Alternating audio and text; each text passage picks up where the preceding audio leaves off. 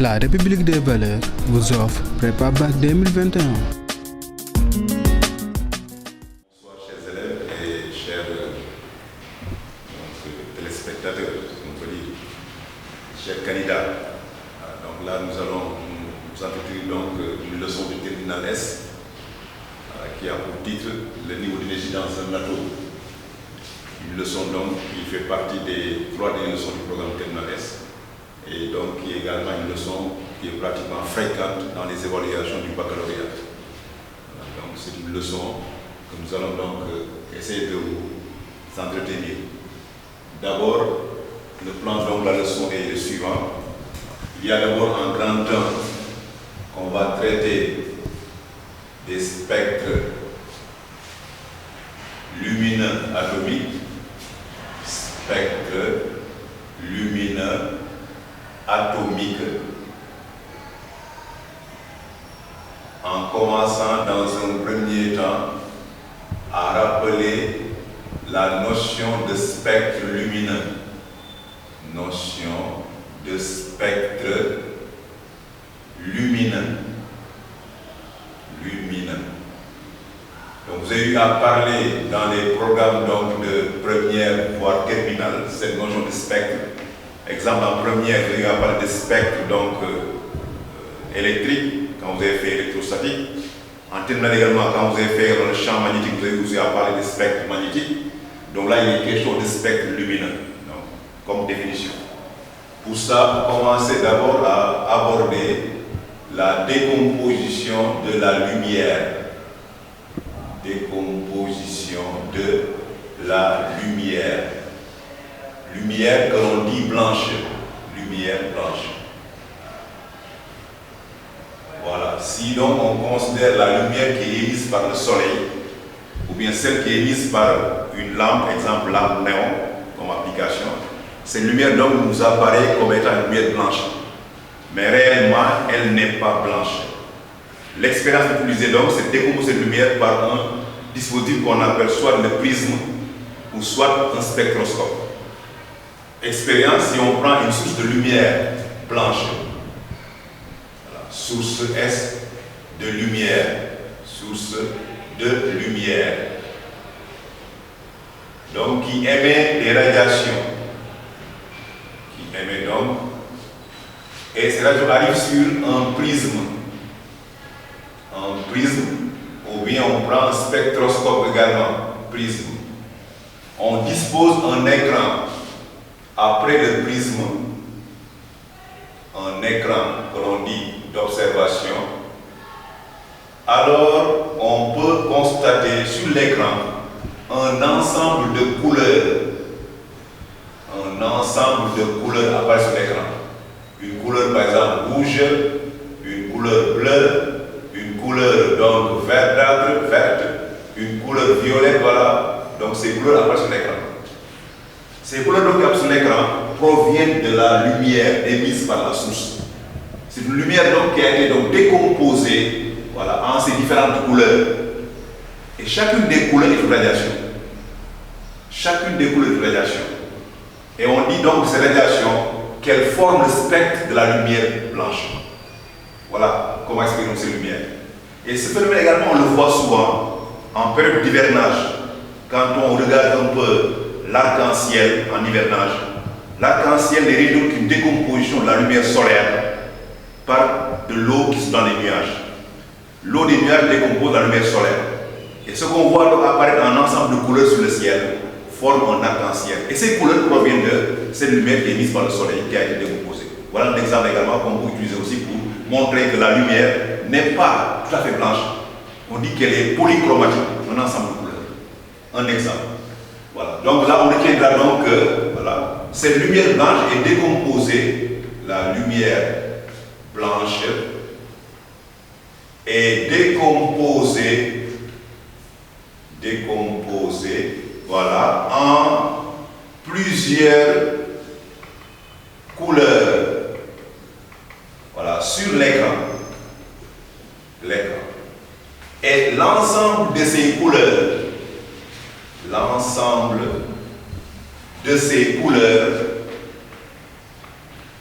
de ces couleurs correspondent à des radiations qui constituent le spectre voilà, lumineux. Voilà. Donc comment on définit le spectre lumineux? C'est un ensemble de radiations qui proviennent d'une lumière qu'on appelle spectre lumineux. Comme exemple, spectre électrique, l'ensemble des lignes de champ électrique. Comme exemple, spectre magnétique, l'ensemble des lignes de champ magnétique. Donc spectre signifie un ensemble.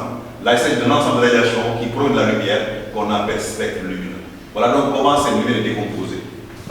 Donc, et là, on en fait la généralisation. Généralisation. Deux points. Voilà. Donc, on appelle spectre lumineux,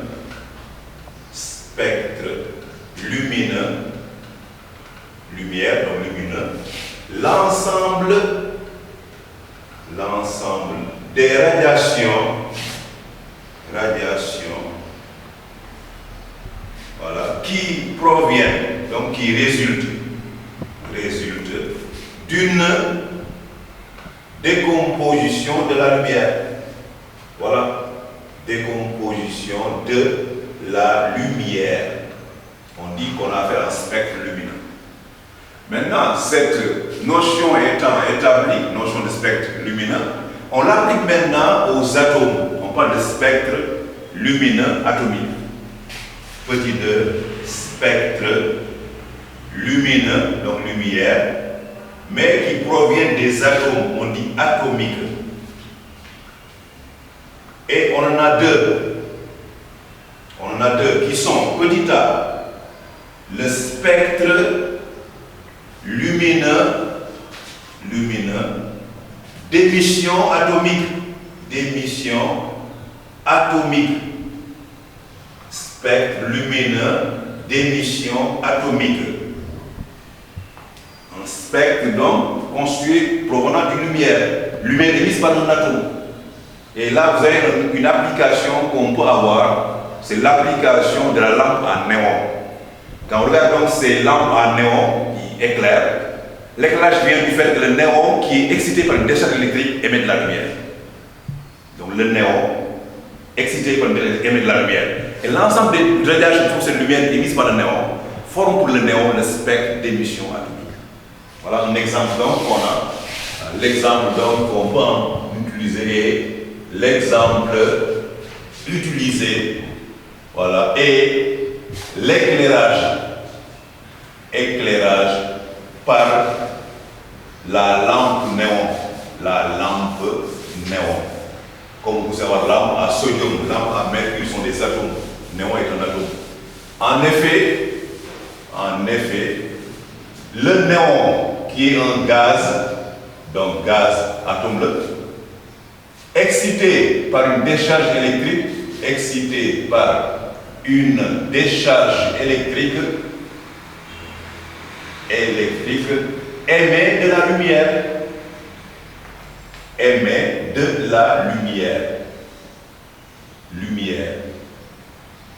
Point virgule.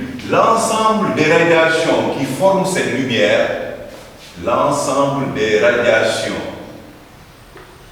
voilà, qui forment cette lumière, donc cette lumière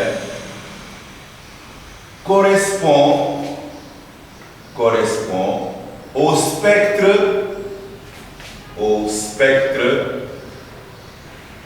voilà, d'émission du néon. Spectre lumineux d'émission du néon. Voilà donc comment comprendre le spectre d'émission d'un atome.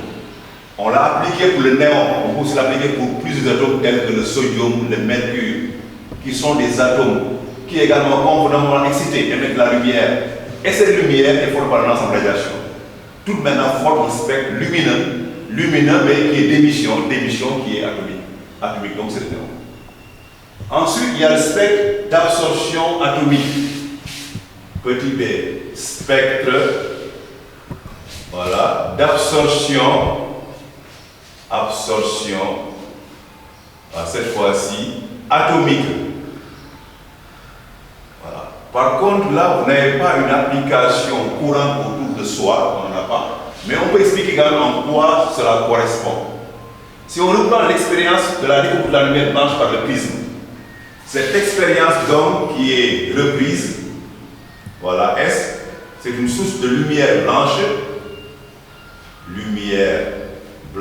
émise donc par soit le néon ou le soleil, et qui est décomposée par le prisme. Le prisme donc décompose donc cette lumière pour donner sur un écran d'observation plusieurs couleurs. Couleur rouge, couleur verte, orange, voilà un ensemble de couleurs.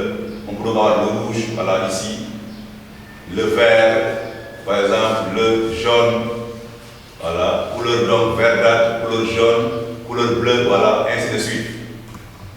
Maintenant, on place entre le prisme et l'écran où les couleurs apparaissent un tube à essai ou bien un verre. Un verre contenant de l'eau sucrée. Eau sucrée. Alors, si on éclaire donc le prisme par la source lumineuse, on voit donc sur l'écran quelques couleurs disparaître. Sur l'écran d'observation, ces couleurs vont disparaître. On enlève le tube, le verre, de l'eau sucrée, ces couleurs reviennent. On remet encore le verre, ces couleurs disparaissent. Maintenant, on interprète ces disparitions par le fait que l'eau sucrée a absorbé les couleurs qui ont disparu. Et si l'eau sucrée les a absorbées, c'est parce que l'eau sucrée qui est atomique est capable d'absorber de la lumière. Et l'ensemble des réactions que l'eau sucrée absorbe forme pour l'eau sucrée son spectre d'absorption atomique. Voilà un exemple donc on peut expliquer, même si on ne l'a pas autour de soi, qu'on peut comprendre. Je rappelle donc, voilà, quand on place, lorsqu'on place entre l'écran et le prisme un verre contenant de l'eau sucrée,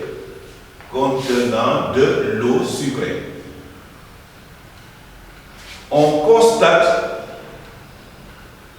que certaines couleurs disparaissent de l'écran. Certaines couleurs disparaissent de l'écran. L'écran d'observation.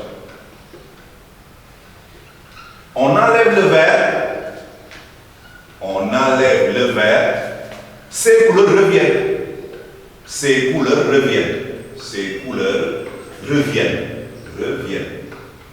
sur l'écran. Voilà, c'est ça qu'on observe, c'est ça qu'on met en évidence. Maintenant qu'il faut interpréter comment, voilà, ce phénomène se comprend, ce phénomène s'interprète, voilà, par le fait que, voilà, l'eau sucrée a eu à absorber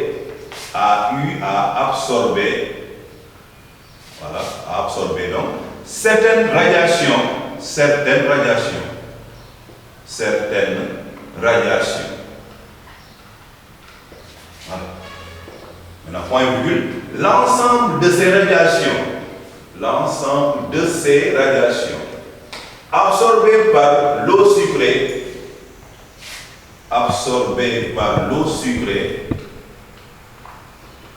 constituent le spectre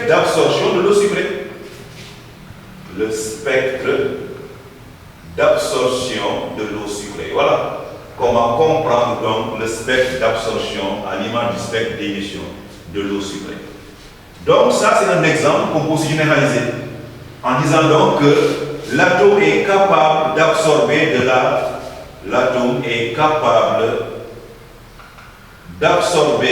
lumière.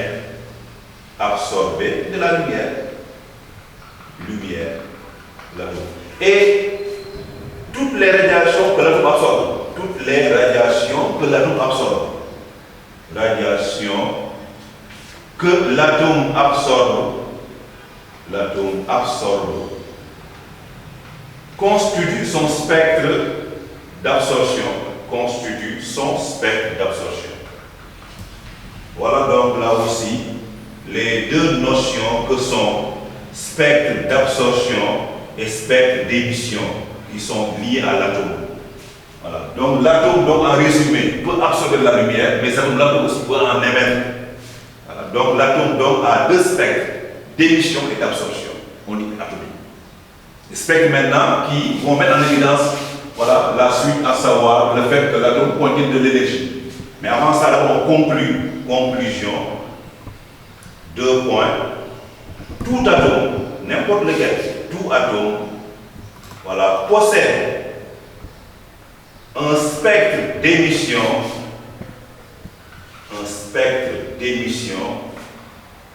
et un spectre d'absorption, les deux à la fois. Un spectre d'absorption,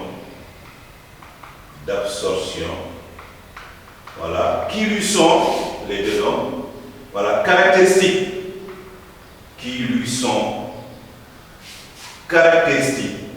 voilà, sont donc caractéristiques. Donc, autrement dit, donc, chaque atome a son propre spectre d'émission, chaque atome a son spectre d'émission et d'absorption. Caractéristiques. Voilà donc là aussi la conclusion. Donc, on tire encore une fois de ce premier point qui est lié au spectre lumineux. Voilà. Donc, on retiendra donc finalement que cette leçon met en évidence que l'atome peut absorber de la lumière, mais l'atome aussi peut en émettre. Grande 2. Voilà. On va donc interpréter ces spectres atomiques, lumineux et d'absorption et d'émission, pour parler maintenant de l'énergie dans l'atome. Grande 2, énergie atomique.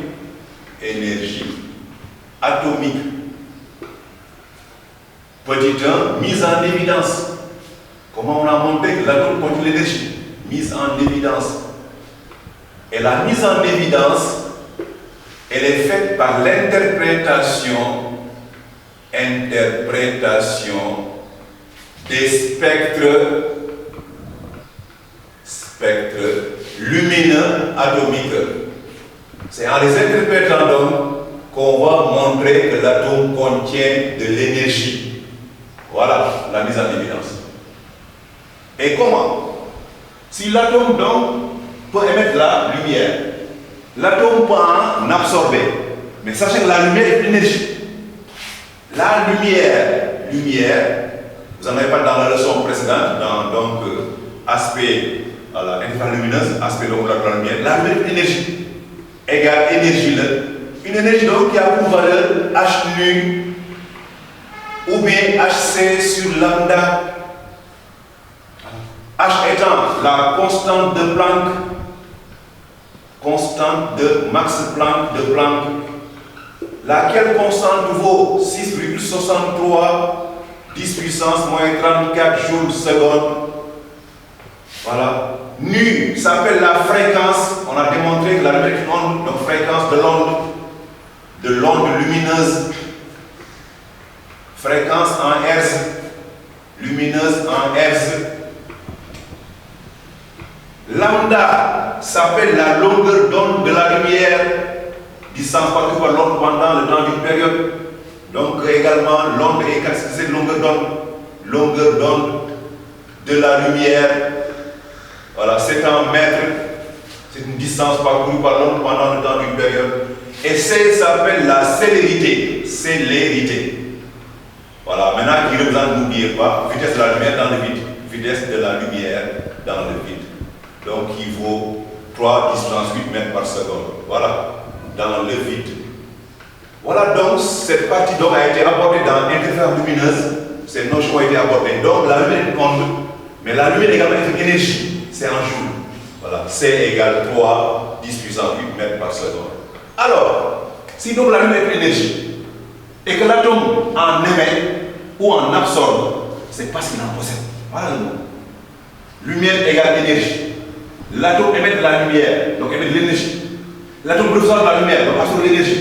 Donc l'énergie est propre à l'atome. Pour qu'il en soit ainsi, l'atome doit en posséder. C'est comme ça qu'on a mis en évidence en interprétant les spectres lumineux seulement. Donc je rappelle donc que l'interprétation des spectres, voilà, lumineux, atomique,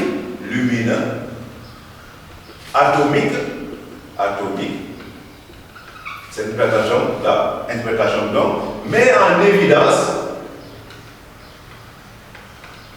que l'atome qui peut émettre de la lumière,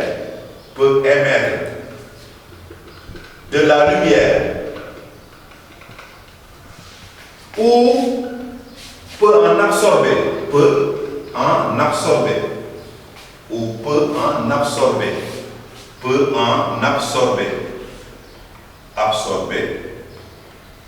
voilà, alors que cette lumière est une énergie.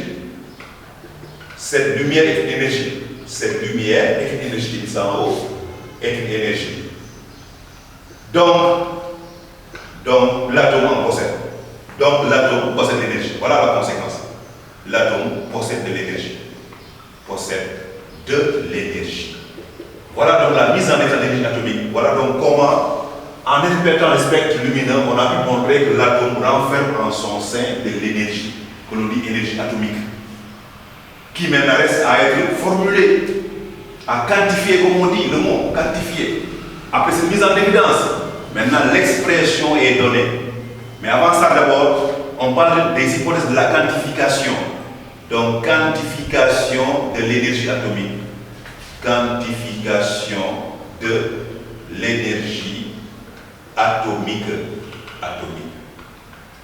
Et celle-là a été l'œuvre d'un physicien appelé Niels Bohr. Je rappelle donc, on appelle ça hypothèse de Bohr. Bohr a eu à mettre des hypothèses de Bohr, de Niels Bohr. Alors, vous avez un peu parlé en seconde S de l'atome de Bohr. L'atome de Bohr vient de là. Alors, pour maintenant quantifier l'énergie, donner la formulation de l'énergie, Bohr a émis des hypothèses. Hypothèses qui sont au nombre de 3, que nous allons également passer en revue.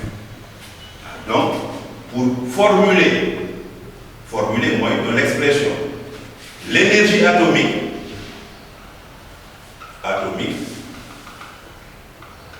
Bohr a eu à émettre 3 hypothèses.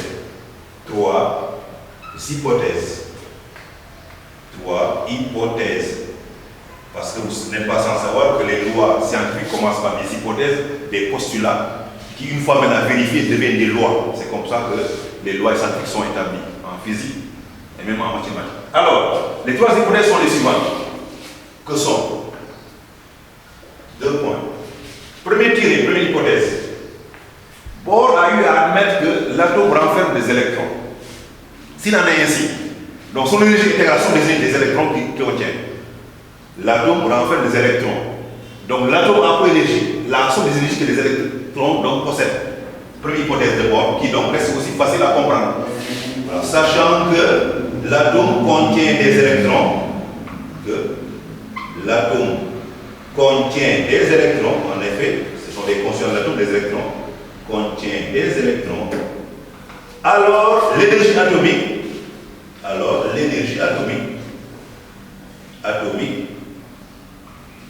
serait la somme des énergies de ces électrons. Donc, c'est facile à comprendre. La somme des énergies de ces électrons. Somme des énergies, voilà, de ces électrons. Somme des énergies, voilà, énergie de ces électrons. Donc, une hypothèse donc qu'on peut comprendre facilement. Deuxième hypothèse, deuxième tirée, l'énergie atomique est discontinue.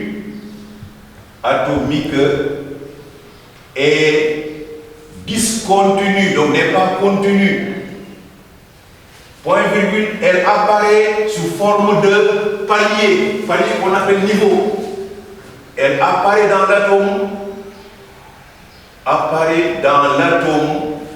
sous forme de palier. paliers, des paliers comme les paliers des escaliers, parle de paliers ou de niveau.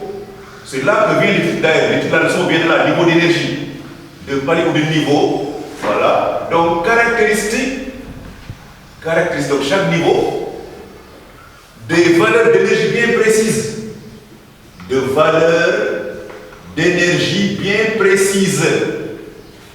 Chaque niveau a son énergie qui lui est propre, bien précise. Voilà, donc n'oubliez pas, ce n'est pas de façon continue, mais c'est de façon, donc en escalier, en palier ou en niveau que l'énergie apparaît dans l'atome. Troisième hypothèse maintenant, pour passer d'un niveau d'énergie à un autre, on dit souvent pour transiter, c'est le mot utilisé, transiter. Pour passer d'un niveau d'énergie à un autre niveau d'énergie, voilà, donc je l'appelle EN, à un autre donc qui est appelé EP, un autre EP, l'atome doit absorber ou émettre, donc les deux possibilités. L'atome doit absorber ou émettre. Exactement. Émettre une lumière, la lumière absorbée, la lumière émise, une lumière d'énergie égale exactement, pas plus, pas moins, exactement. Voilà. La valeur absolue de la différence d'énergie entre les deux niveaux. Alors, je m'explique après, mathématiquement, différence d'énergie entre les deux niveaux. Entre, voilà, ces deux niveaux. Donc, autrement dit, on doit avoir que delta E en valeur absolue égale à delta E en valeur absolue. Delta E égale à H nu ou bien égale HC sur lambda. Voilà, donc l'énergie qui est absorbée par la lumière, delta E. Maintenant, les deux cas sont possibles, absorption ou émission. Si on prend les niveaux maintenant, qui sont notés sous forme d'un axe niveau I, croissant, niveau N étant le niveau inférieur par exemple, N. Niveau P, le niveau supérieur par exemple, P, niveau supérieur. P, donc ça c'est les niveaux d'énergie, niveau I. Niveau N, niveau P. Alors, deux cas sont possibles. S'il passe du niveau inférieur au niveau supérieur, l'atome doit absorber de la lumière. Donc le passage d'un niveau inférieur à un niveau supérieur correspond à une absorption de lumière, comme ça. La flèche est orientée vers le haut. Et là, on a une absorption de lumière. Absorption. Par contre, si l'électron descend du niveau P ou niveau N descend, là, on a une émission de lumière. Voilà. Donc, quand on remonte de niveau, l'atome doit absorber de la lumière. Quand il descend de niveau, l'atome doit en émettre. Mais dans tous les deux cas, cette valeur absolue est égale à E de la lumière qui est émise ou absorbée. C'est là. Émise ou absorbée. Donc, une absorption correspondra à une delta E positive. Émission à un delta E négatif. Ça, on note ça. Notez bien cela donc, NV. Voilà. Une émission de lumière. Émission de lumière. Voilà. Correspond à un delta E négatif. Tel que maintenant, voilà, donc tel que delta E soit égal moins HC sur lambda, voilà, donc est négatif. Par contre, une absorption de lumière,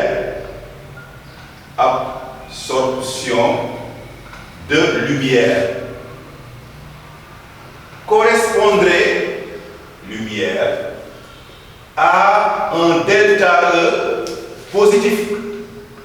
Un delta E positif. Tel que aussi, delta E soit égal à, donc c'est plus HC sur lambda. Voilà donc les deux situations également auxquelles il faudra donc faire attention dans le cadre de l'énoncé, dans le cadre de la donnée. On veut à chaque fois que l'atome absorbe ou émet de la lumière. selon qu'on est absorption ou émission, on n'a pas la même valeur delta E. Delta étant valeur absolue au départ, HC c'est lambda. Mais algébriquement, il faut travailler delta algébriquement. Et delta E, c'est E final moins E initial. Quand on passe de l'absorption ici, delta on va à EP moins EN. Pour l'émission, on va delta E égale EN moins EP. Voilà. C'est final moins initial, delta E. Donc delta E égale E final moins E initial. Voilà, maintenant, ça dépend de la question qui a été posée selon qu'on est absorption et émission pour savoir s'il y a donc les deux. Voilà donc les trois hypothèses que Bohr a émises pour démontrer, pour formuler l'énergie atomique. Bon, il a été donc un peu aidé dans son travail par un mathématicien du nom de Planck. Planck dont la constante donc, porte également le nom, constante de Planck, Max Planck.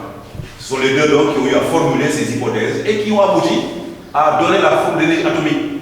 Bon, cette année donc, il paraît donc seulement qu'on l'applique à l'hydrogène, mais on présente également d'autres atomes qui ne sont pas hydrogènes, qu'on appelle hydrogénéides. Mais la question porte pour le programme sur l'application de l'hydrogène. Nous allons donc, une fois maintenant les hypothèses sont données, dans l'expression de l'énergie atomique, mais en appliquant l'atome d'hydrogène. Donc, petit 3, énergie de l'atome d'hydrogène. Expression de l'énergie de l'atome d'hydrogène. De l'énergie, voilà, de l'atome d'hydrogène. Maintenant, nous ferons également, pour être complet, des atomes qui sont hydrogène qu'on appelle hydrogénéides. Atomes d'hydrogène. Pourquoi lui? C'est parce que c'est l'atome le plus petit. Étant plus petit, on a pensé qu'il est plus simple à étudier que les autres. Moi, on a commencé par lui. Voilà. Donc, là, pour l'atome d'hydrogène, maintenant, n'oubliez pas, son symbole, c'est He. Un atome donc, qui possède un électron et donc ici un proton également dans le noyau. Alors, les hypothèses de Bohr, les trois. Les hypothèses de Bohr. Hypothèses de Bohr ont permis voilà, d'exprimer l'énergie de l'atome d'hydrogène,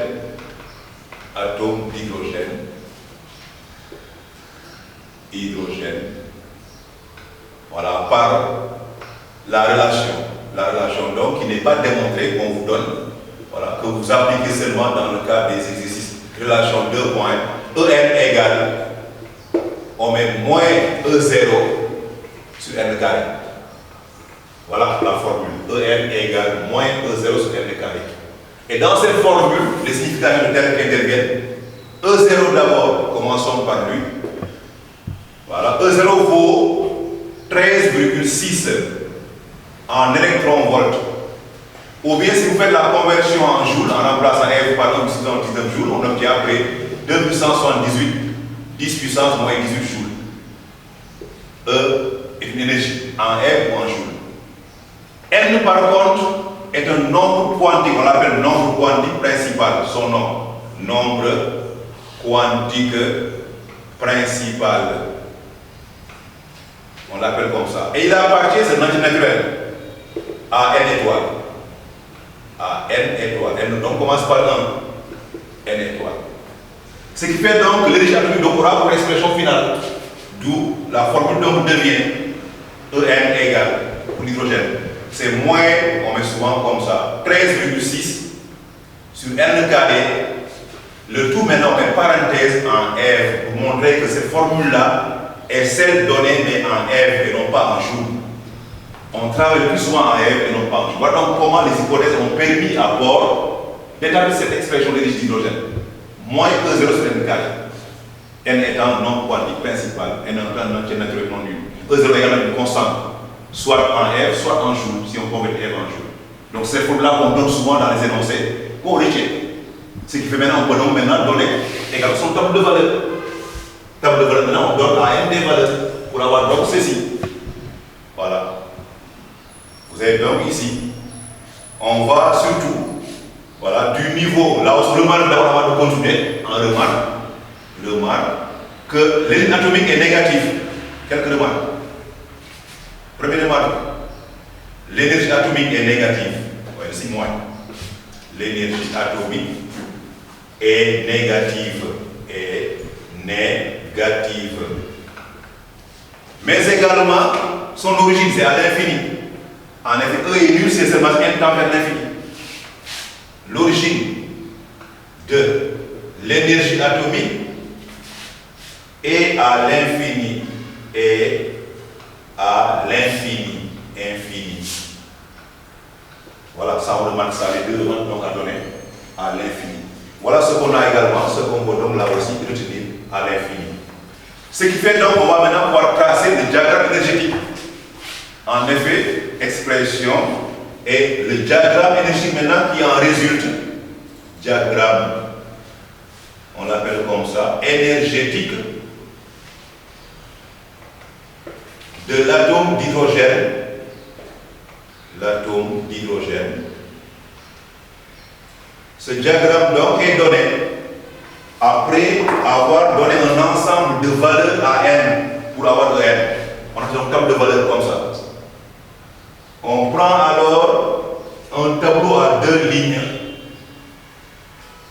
dans lequel on représente le niveau n, nombre entier, et l'énergie donc correspondant E en F, en commençant par n égale 1. Et on va le plus souvent jusqu'à 6.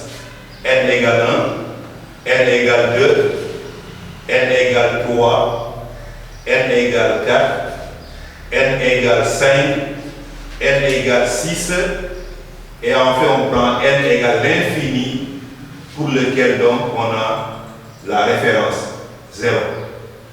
Voilà. Maintenant, comment remplir le tableau? On prend la formule qui est en haut, on remplace n par sa valeur. Donc quand on prend moins 13,6 sur n au carré, n égale 1, on fait également moins 13,6. 13,6. Vérifiez si on divise par 4, n égale 2, 2 au carré c'est 4, on trouvera moins 3,4. Moins 3,4. En divisant par 9, n égale 3, 3 au carré c'est 9, on trouvera moins 1,51. En divisant par 16, n égale 4, 4 au carré 16, on trouvera moins 0,85.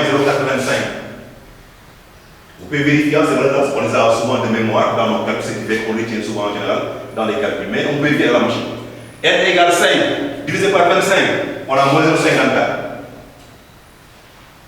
n égale 6, divisé par 36, on a moins 0,37. Voilà donc ces valeurs qu'on a comme valeurs d'énergie dans le cas d'un atome, qui vont de 1 jusqu'à 6, en passant bien sûr par infini, qui pour lequel donc E égale 0. Et maintenant, une fois qu'on a cela, on trace la courbe représentative, on l'appelle comme ça, de En en fonction de n. C'est tout qu'on a le diagramme énergétique.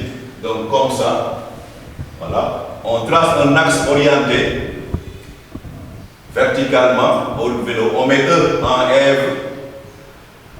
Et là, on commence par le niveau de référence 0. N égale 0 est là. N égale 0. N égale l'infini. E égale 0. N égale l'infini. E égale 0. Plus l'infini. E est nul. Maintenant, c'est à part là qu'on mesure par l'échelle pour trouver dans les autres niveaux. Supposons qu'on prenne par exemple échelle 1 cm correspondant à 1 cm correspondant à 1 F. Là, donc, on va le mesurer 13,6 cm vers le bas. Pour tracer 13,6, on trace donc avec le double décimètre, on mesure 13,6 cm vers le bas, depuis le niveau 0. Supposons qu'on soit là. Là, vous avez n égale à 1. Et là, l'énergie correspondante, c'est donné moins 13,6 F. N égale 2, on mesure à part 0 également, en centimètres, 3,4 cm, vous êtes quelque part ici.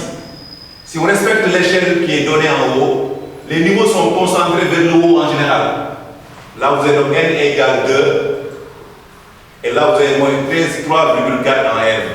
N égale 3, on mesure à part de 0, 1,50 cm à part de 0. Vous êtes quelque part ici. Bon, je trace donc sans esprit d'échelle. N égale 3, n égale 4, n égale 5, on va jusqu'à 6 en général. Les niveaux donc sont concentrés vers le haut, si l'échelle est respectée. Maintenant, sans échelle, maintenant, vous pouvez représenter le courbe sans échelle, 6, voilà. Les énergies donc correspondantes sont moins 1,51, moins 0,85, moins 0,54, et enfin moins 0,37. Voilà les énergies. Diagramme énergétique de l'hydrogène. On appelle ça donc diagramme énergétique de l'atome d'hydrogène. De l'atome d'hydrogène. Voilà comment ça s'appelle. Hydrogène. Voilà, donc diagramme qu'on vous demande souvent de tracer ou bien qu'on vous donne pour son exploitation dans les énoncés également. Voilà, voilà donc comment il faut présenter. Maintenant, dans ce diagramme apparaissent des niveaux, les noms de certains niveaux, des noms particuliers. Le niveau N égale 1 est appelé le niveau fondamental ou l'état fondamental. État, on l'appelle fondamental. Fondamental. Les niveaux qui vont de 2 jusqu'à 6 compris, tout ça. Donc compris entre le l'infini, sont appelés états excités. Sont des niveaux pour lesquels l'atome est dans un état excité. Les états sont dits excités, de 2 jusqu'à 6 inclus. Le niveau est égal à l'infini. L'atome a perdu son électron, l'atome devient ion. On l'appelle le niveau ou l'état d'ionisation. 2 points, état d'ionisation. Voilà comment les niveaux sont nommés dans le diagramme énergétique. Les niveaux sont nommés. Les niveaux donc sont nommés. Niveau N égale 1 est appelé état fondamental. Niveau N égale 2 jusqu'à 6 compris. 3 niveaux ou 4 niveaux selon les données sont des états excités. L'atome est dans un état mais excité, mais il n'est pas encore ion, il est toujours atome. Niveau N égale à l'infini s'appelle l'état d'ionisation. L'atome aura perdu entre-temps son électron. L'atome devient un ion, on dit état d'ionisation. Voilà des états qu'on vous demande de nommer également, de connaître dans le diagramme. Voilà. Maintenant, on va également, pour certains états, en rappeler un peu le principe, en remarque. Des états sont donnés à définir. Parce que vous avez des questions de cours le plus souvent, des questions de cours remarque. D'abord, l'état fondamental, parlons-en. État fondamental. Des fois, on vous demande quelle est sa définition, quelle est sa caractéristique. Sachez donc, c'est l'état pour lequel elle est égale 1. C'est l'état de plus basse énergie. En effet, l'énergie est plus basse à 0,6. État de plus basse énergie. Voilà, ça se caractérise plus basse énergie. Et donc, de grande stabilité. Et donc, de grande stabilité. Quand l'atome s'y trouve, il est stable. Parce que l'énergie est basse. De grande stabilité, cet état-là. Elle est également l'état fondamental. Quand on vous demande de donner ses propriétés, rappelez ces deux mots. L'énergie est la plus basse qui soit, mais également l'état est de grande stabilité. L'atome qui se trouve est stable. Et le stable n'est pas excité. On dit basse énergie, mais grande stabilité.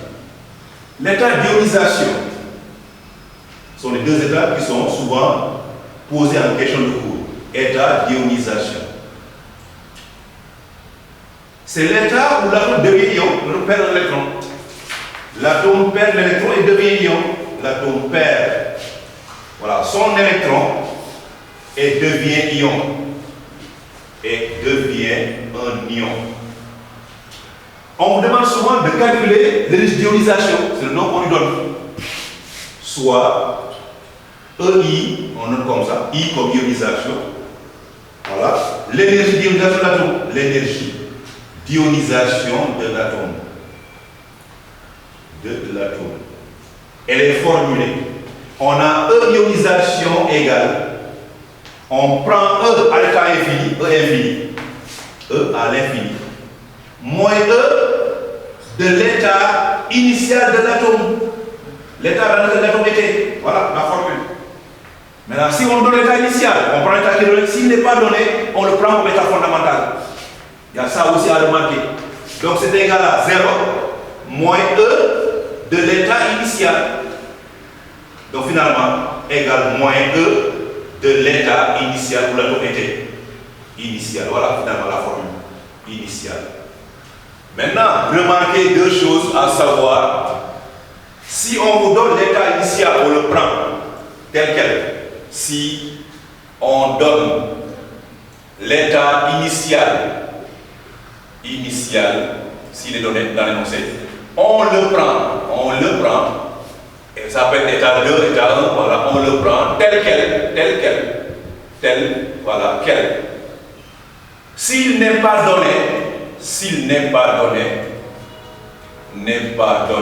cet état n'est pas donné, si on ne donne pas, alors on le prendra comme état fondamental. On le prendra comme étant l'état fondamental. Voilà donc ça aussi une remarque dans les calculs comme étant l'état fondamental. État fondamental. Voilà donc la forme de régionalisation également qu'on peut vous demander dans les calculs en général. À chaque fois donc, vous pouvez donc soit voilà, avoir l'état initial qu'on remplace. Si on ne donne pas, on prend un indice fondamental qui est un état également qu'on peut avoir comme état initial. Après donc le diagramme d'énergie soit établi et représenter un peu ce diagramme à l'échelle et quelques remarques qui sont liées donc à ce diagramme qu'on a présenté.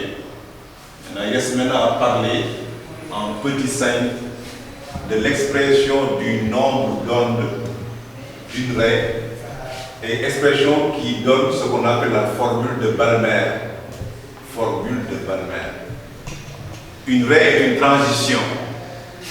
Donc sigma de Pn est appelé nombre d'ondes d'une raie. Une raie. Donc d'une transition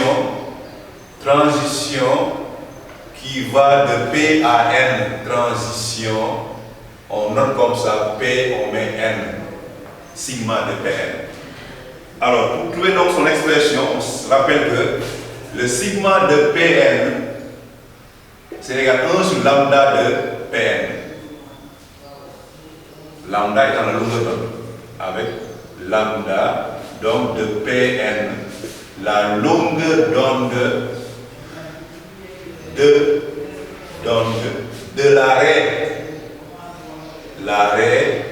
de la transition, toujours Pn, transition Pn. Maintenant, pour trouver son expression, on peut prendre soit considérer une émission ou une absorption. Mais là, nous allons prendre dans le cours le cas d'une émission. Je prends cas d'une émission. Voilà. Émission donc, on part du niveau. La transition est notée, on a dit Pn.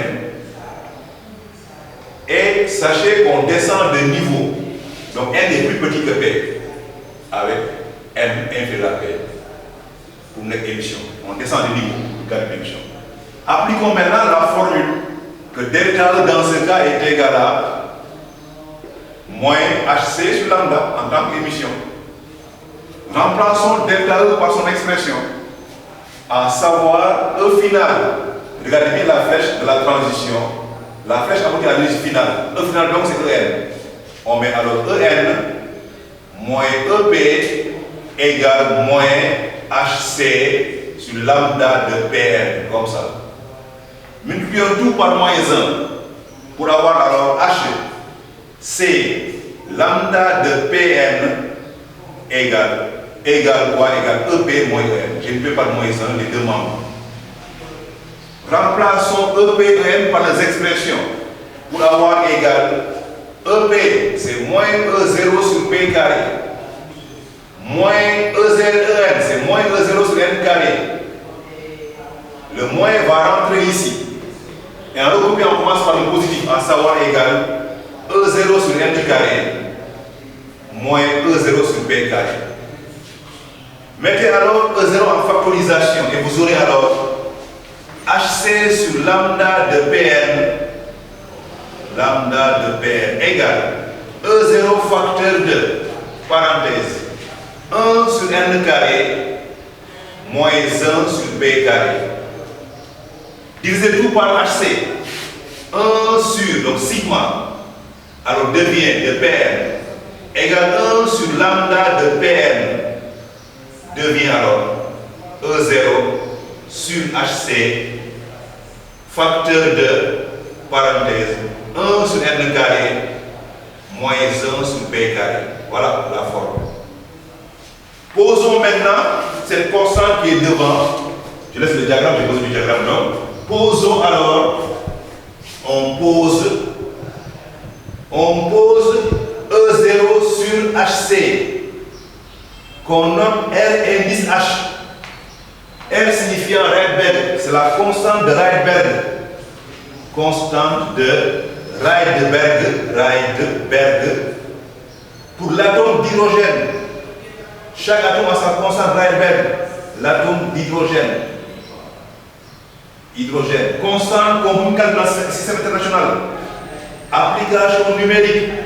Cette constante serait égale à E0 en joule, 2,178, 10 puissance moins 18 divisé par H, 6,62, ou 103, 10 puissance moins 34, fois C, 3, 10 puissance 8, vous donne 1,09, 10 puissance 7.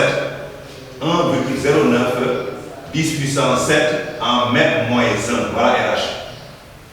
Ça va le donc dans le calcul international. Ce qui fait donc que la formule devient alors, cette formule donc devient alors, voilà, on va donc avoir alors cette formule E, voilà, 1 sigma de Pn égale 1 sur lambda de Pn égale RH, facteur de 1 sur N carré moins 1 sur P carré. On appelle ça donc la formule de Balmer. Voilà une des formules de cette leçon, de calcul de cette leçon. Formule de Balmer, son nom. Donc une formule qui a été établie par Balmer, formule de Balmer, ce qui fait donc que cette formule porte son nom. Voilà donc la formule que l'on appelle formule de Balmer, qui est l'une des formules de calcul de cette leçon. Voilà. Sigma donc c'est le nombre d'onde, lambda c'est la longueur d'onde. RH est une constante qu'on peut calculer, qui est connue. N et P sont le niveau de transition. J'ai envisagé le cas d'une émission, quelqu'un aussi pourrait prendre la même chose et l'appliquer à une absorption, le résultat ne doit pas changer. Donc la même chose, selon qu'on prenne émission ou absorption, la formule ne change pas. On l'appelle cette formule-là, celle de Balmer. Donc cette formule de Balmer, c'est l'une des formules importantes de cette leçon. Elles ne sont pas nombreuses dans cette leçon, ces formules. Après quoi maintenant, on aborde, voilà, petit 6, les séries de raies, notion de série de raies. Voilà. Qu'appelle-t-on série de raies? On appelle d'abord série de raies toutes les transitions aboutissant au même niveau N en partant de niveau P supérieur à N. Voilà, donc définition. On appelle série de raies. On appelle série de raies au pluriel. Voilà, toutes les transitions d'émission, en effet, sont des émissions. Transitions d'émission, qui partent d'un niveau P, et qui partent, voilà, de niveau P, qui partent de niveau P, à plusieurs niveaux, de niveau P, voilà, et qui aboutissent au même niveau N, donc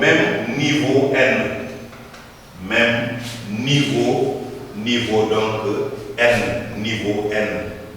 Voilà, donc P étant plus grand que N, bien sûr. Ce qui fait qu'on distingue alors ces séries suivantes. Elles sont au nombre de 5 au total, mais seulement 3 sont dans le programme terminal. Toutes les séries qui aboutissent au niveau N égale 1. Maintenant, vous le voyez sur le diagramme, on le complète. Qui va par exemple de l'infini à 1, comme ça. La flèche est une émission, c'est vers le bas. 6, 1, vous voyez, 6, 1. 5, 1. 4, 1. Vous voyez, tout aboutit au niveau N égale 1. 3, 1. Et 2, 1 forment la série de Lyman. Toutes celles qui aboutent au niveau N égale 2, en partant du niveau plus grand que 2, infini 2 par exemple, comme ça. 6, 2, 5, 2, 4, 2, 3, 2 forment la série de Balmer. Toutes ces au niveau N égale 3, infini 3, 6, 3, 5, 3, 4, 3 forment la série de Paschen. Et celle qui a au niveau N égale 4, c'est bracket. Voilà, comme ça. Mais encore une fois, on a que les trois séries au programme. Pachen, Balmer et Liman. Voilà, ce 6, 4, infini 4, 6, 4, 5, 4, on dit bracket. Et il y a celle de fondement également, celle de fondement. Mais les trois sont au programme. Donc on distingue maintenant les trois séries. Ici, on revient donc à leur présentation. On distingue. Voilà, 2 points. Et là, on prend les séries, on les passe en indiquant leur nombre d'ondes. D'abord, la série de Lyman. Série de Lyman. Lyman, donc, sont les transitions Pn, comme ça. Avec n égale 1 le, et P un entier plus grand que 1. On remplace ici dans la forme de Balmer pour avoir donc la formule de sigma Lyman, ou bien 1 sur lambda Lyman. 1 sur lambda Lyman donc sera égal lambda Lyman égal RH facteur de 1 sur n égale 1 le, on met 1 sur comme ça, 1 au carré, mais on laisse le carré comme ça, moins 1 sur P carré, voilà. Donc c'est P qui varie. N est connu, N est fixé également. Voilà, comme ça on peut avoir lambda Lyman. Voilà. Série de Balmer. Et pour Balmer, sont les transitions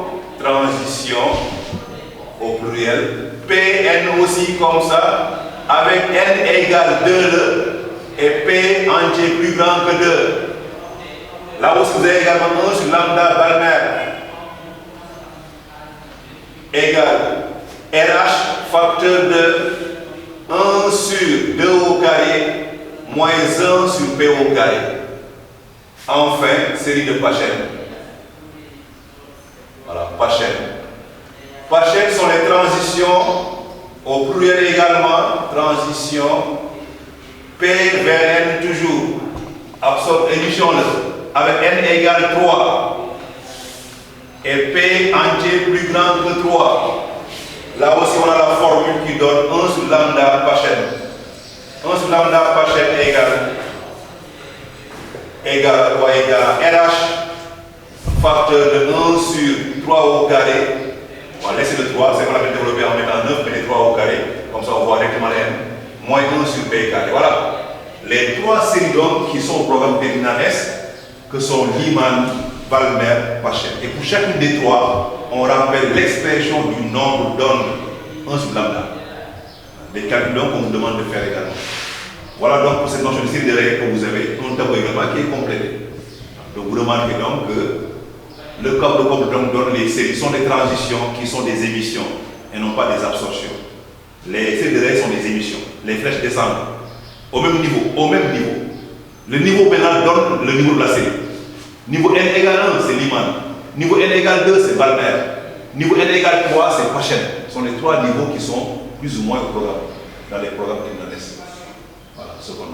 Maintenant, on aborde un peu deux questions qui reviennent souvent dans également ces évaluations, ces leçons. C'est ces notions d'absorption d'une lumière ou de non-absorption d'une lumière également. Donc pour en terminer, je mets donc un petit 6, petit 7. L'absorbabilité d'une lumière par un atome. Et on traite également un peu pour les séries, les longueurs d'onde limites. Voilà les deux aspects qu'on rencontre dans le cas des isolés. Voilà. Question 6, donc question 7. Absorbabilité d'une lumière par un atome. D'une lumière par un atome. Voilà. Donc c'est pas toute lumière que l'atome peut absorber. Il y a des conditions. Une lumière par un atome. Absorbabilité. Voilà. Donc, là, on donne une lumière, soit la longueur d'onde, soit on vous donne la fréquence. Voilà. On suppose, on considère donc une lumière. On considère une lumière. Une lumière d'énergie. Lumière, voilà, d'énergie. Énergie. E égale E lumière. H nu, comme vous donne, ou bien H lambda. Donc, qui est connu. Maintenant, on vous demande si cette lumière est absorbée par tel atome ou non par tel autre atome. Pour ça, maintenant, il faut que cette lumière permette de transiter d'un niveau entier à un autre niveau entier. Transiter. Dans le cas de l'absorption, donc c'est vers le haut. Voilà. Pour que cette lumière soit absorbable, pour que cette lumière soit absorbable, lumière soit absorbable par l'atome, il faut qu'elle permette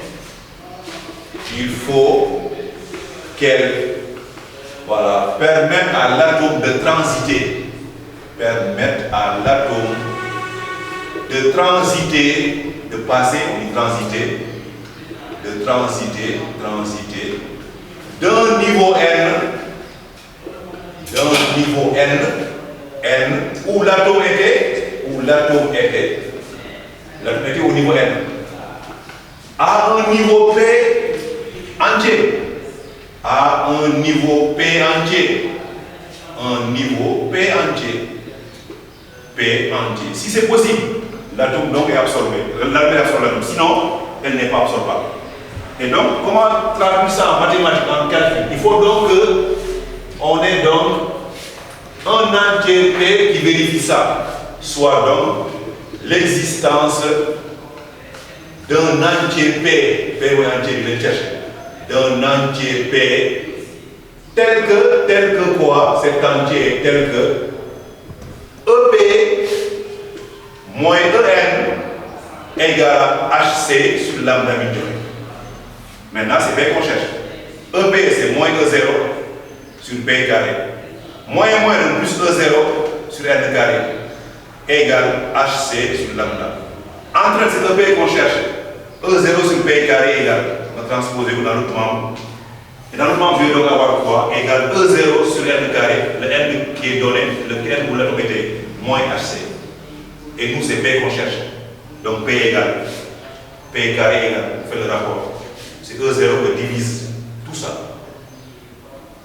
E0 sur N carré plus HC, moins HC sur lambda. Moins HC sur lambda. Donc P égale racine carrée, voilà. Et quand ce P existe entier, lumière absorbable. P égale racine carrée de grand bassin. De quoi? De tout ça. E0 sur N carré moins HC sur lambda. Voilà le P. Maintenant, quand on trouve un P qui est entier, on dit la lumière est absorbable. Si P n'est pas entier, la lumière n'est pas absorbable. Voilà la condition d'absorbabilité. Voilà. Donc mathématiquement, je peux passer ici. Donc, si P est entier, lumière absorbable. Si P n'est pas entier, la lumière n'est pas absorbable. Voilà. Si on trouve un P entier, si on trouve un P entier, un nombre entier, alors la lumière est absorbable. La lumière est absorbable. Si P n'est pas entier, si P n'est pas un nombre entier,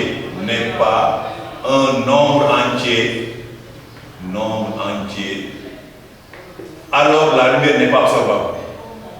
Voilà la condition d'absorbabilité, n'est pas absorbable. Voilà. Une question également qui est récurrente, qui est fréquente dans les évaluations sur cette leçon, absorbable. Voilà donc comment montrer qu'une lumière qu'on vous donne, HC et lambda sont connus, si elle est ou n'est pas absorbable en calculant P. On voit si on trouve P un nombre entier. Un nombre entier plus grand qu'N, bien sûr. Entier plus grand qu'N. Voilà. Ensuite et enfin, c'est ce qu'on appelle le domaine spectral d'une série de raies.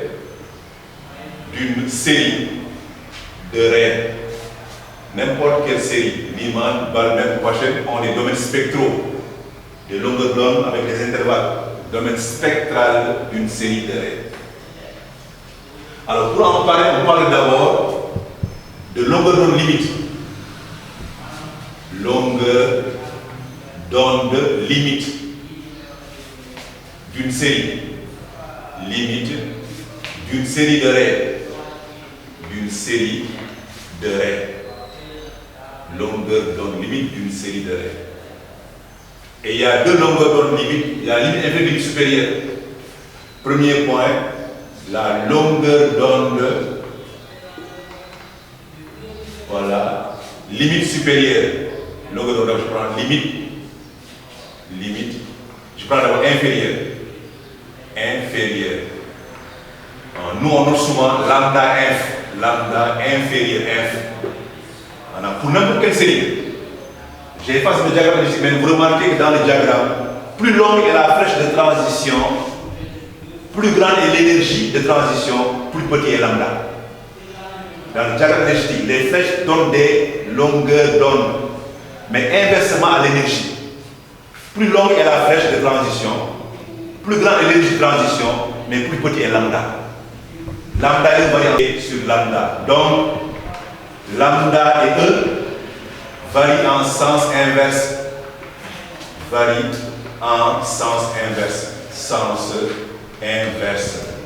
Voilà, ce qui fait qu'on va donc chercher les deux longueurs d'onde. La ligne inférieure correspond à la transition qui va de l'infini au niveau de la série considérée. Lambda inf correspond à la transition qui va, transition Pn, voilà, Pn, avec maintenant dans ce cas P égale à l'infini. N c'est le niveau de la série, N étant le numéro de la série considérée. Voilà, Lyman N égale 1, le Balmer N égale 2, considéré. Voilà donc pour ce qui est des informations permettant d'avoir lambda f. Et là on rappelle la forme de Balmer. On a donc 1 sur lambda f égale Balmer. RH facteur 2. On remplace donc 1 sur n carré par 1 sur n carré. Mais p carré, voilà, par, voilà, 1 sur, voilà, on remplace donc par plus l'infini. Voilà. Et là, ça saute. Ça saute. Voilà, ouais, ça c'est nul en mathématiques. Mon est donc égal à quoi? RH sur n carré.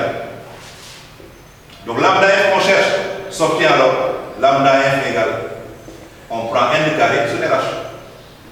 Voilà donc comment avoir lambda f pour n'importe quelle série. Pour Lyman, n égale 1, vous avez lambda f. Pour Balmer, n égale 2, vous avez lambda f. Pour Paschen, n égale 3, vous avez lambda f. Voilà comment on fait lambda f. C'est la transition qui va de l'infini au niveau n de la série considérée. Série considérée, niveau n. On dit lambda inférieur. Lambda supérieur, elle, c'est la transition qui va, lambda sup, correspond à la transition donc qui va de P à N, mais avec maintenant P égale N plus 1, le niveau qui vient juste après N. C'est le niveau de transition de départ. En effet, c'est la transition de longueur d'onde la plus grande, mais non la flèche est la plus courte. Donc qui va de N plus 1 à N. Voilà. Alors, lambda sup s'en dérive aussi par formule de Balmer. 1 sur lambda sup égale. Lambda sup égale. On prend aussi RH, facteur de crochet. On prend 1 sur n carré, moins 1 sur P, c'est n moins plus 1. Comme ça, le P au carré, qu'on développe. Donc on a 1 sur lambda sup égale. Et là vous avez RH, maintenant crochet, et vous mettez la barre de fraction comme ça. On fait n plus 1 moins n carré. Donc n plus 1 au carré, c'est n carré plus 2n moins plus 1. Voilà, moins maintenant n carré, voyez, n carré au CP. Sur n carré facteur de n plus 1 au carré. Alors là, le n carré va sauter. C'est que le 1 sur lambda sup sera égal. Lambda sup sera égal à RH.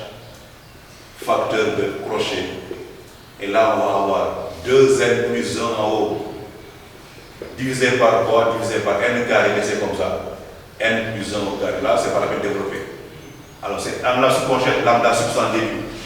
Lambda sup donc sera égal, vous inversez.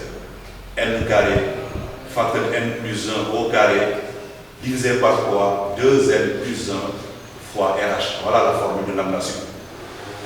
Voilà. Et là, vous avez maintenant pour Balmer, remplacé par 2, vous vous avez lambda sup pour Balmer. Pour Lyman, n par 1, vous avez lambda sup pour Lyman. Pour Pachen, n égale 3, vous avez lambda sup pour Pachen. C'est comme ça que les deux nombres d'onde sont trouvés pour une série de niveaux n. Une fois maintenant qu'on les a, on a déduit ce qu'on appelle le domaine spectral. Voilà. Domaine spectral. Expression du domaine spectral. Expression du domaine spectral d'une série. Spectral d'une série. D'une série de niveaux n. D'une série, voilà, de numéro n. Numéro n. Alors on encadre lambda. Lambda de la série considérée, est compris entre lambda inf et lambda sup. On met souvent plus grand ou égal, mais on prend. Dans lambda inf, on écrit n au carré sur RH. Et lambda inf est là. Lambda sup, c'est là, n carré, facteur de n plus 1 au carré, le tout sur quoi 2 plus 1, le tout fois RH. Voilà donc comment trouver, pour n'importe quel c'est le domaine spectral. Toutes les lambdas compris entre les deux valeurs forment pour la série son domaine spectral. Voilà. Pour Balmer, à place n égale 2, vous verrez que Balmer, son domaine c'est dans le visible. C'est compris en général entre 300 et 375 et 800. Voilà, nanomètres pour Balmer. Pour également Pachen, vous avez son domaine spectral. Lyman également, vous avez son domaine spectral. Voilà donc comment trouve-t-on le domaine spectral d'une série de niveau n. Niveau n. Et enfin, donc, pour terminer, on va donner l'expression, c'est semble donc cette partie qui a enlevé le programme de terminale cette année, par la réduction du programme, mais on peut donner ça comme pour être complet. C'est ce qu'on appelle l'expression des énergies des autres atomes. Expression, voilà, des énergies des autres atomes. Bon, énergie des autres atomes. Ce programme, donc, cette année, a été enlevé du programme, cette partie, voilà, du programme cette année, par la réduction des programmes. Énergie des autres atomes, autres atomes, mais qu'on appelle hydrogénéides. Ce n'est pas n'importe quel atome aussi, ils sont limités. Hydrogénéides. Leur formule seulement. Rappelons d'abord ce que c'est qu'un hydrogénéide d'abord. Et pour ça, on rappelle donc que l'hydrogénéide donc est un atome, je mets donc petit a, définition d'un hydrogénéide. Définition d'un hydrogénoïde. Hydrogénoïde. Voilà. On appelle donc hydrogénoïde tout atome ou ion. Hydrogénoïde. Tout atome ou ion. Tout atome ou ion, ça s'appelle un ion, qui possède un électron dans son dernier niveau. Qui possède un électron dans son dernier niveau. Voilà, dernier niveau. C'est ça qu'on appelle donc hydrogénéide. Vous pouvez avoir deux exemples, atome et ion. Si on prend l'atome, on prend le sodium. Exemple, atome sodium. Atome sodium s'écrit Na. Na, c'est 11, 23. Si on fait la répartition, on a 11 électrons répartis. K2, L8 et M1. Voilà, hydrogénéide, un électron dans son dernier niveau. Si on prend un ion, on prend l'ion H1+, 2, 4, qui contient, attention, c'est l'atome qui a deux électrons, l'ion en a un. Parce que l'atome appelle un électron pour donner l'ion. Cet ion donc possède un électron. Donc K1, voilà, là où on a un ion hydrogénique. Vous avez deux exemples, ça peut être un atome ou bien un ion. L'essentiel, c'est qu'il possède dans son dernier niveau un seul électron. On dit qu'on a un hydrogénéide. Maintenant, pour ces atomes hydrogénéides, la formule est la suivante. Voilà. Expression de l'énergie. Leur expression d'énergie est la suivante. Donc, on voit également, comme pour l'hydrogène, En égale, voilà, c'est moins Z carré E0 sur N carré, voilà. Voilà la formule. Z c'est le numéro atomique. Z étant le numéro atomique. Z égale numéro atomique. Numéro atomique, donc, de l'hydrogénéide. Voilà. Hydrogénoïde. Voilà. Pour l'hydrogène, Z égale égale à Z égale 1 pour l'hydrogène. Mais pour les autres, Z n'est pas égal à 1. Pour sodium, Z égale 11. Pour l'ion, Z égale 2. Voilà. Voilà donc la fin de cette leçon également sur le niveau d'énergie. Voilà. Donc une leçon qu'on a essayé également d'aborder dans ce programme, tout en espérant donc que vous avez été nombreux à nous suivre et à comprendre tout ce qui a été dit. Voilà, nous donnons donc rendez-vous pour les prochaines leçons. Merci de votre attention.